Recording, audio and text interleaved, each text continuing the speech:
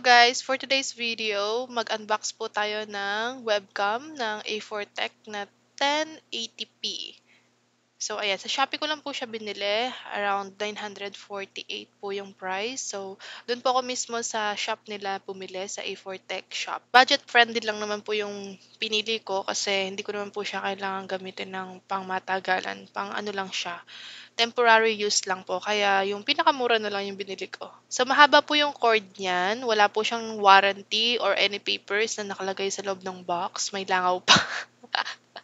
Ayan. So, yan siya. Tapos naiikot siya 360 degrees ata. Then, kiniklip lang po yan sa inyong monitor ng desktop or monitor ng inyong laptop.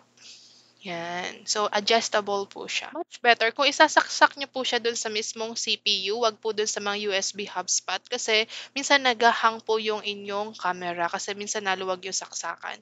And then, ito pong webcam na 'to ay naiikot niyo or adjustable at kapag po siya ay gumagana na, ginagamit niyo, nailaw po siya at dito po sa left side meron siyang microphone. Puwede niyo siyang i-disable sa computer o if meron kayong headset na may microphone na ginagamit kasi minsan ang makukuhang sound ay yung nasa webcam. So i-disable niyo na lang po siya sa computer.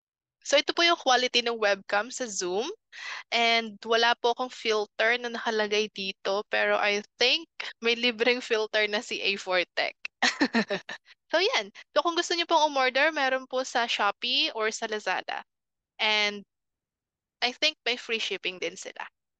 So thank you for watching and see you. Bye-bye!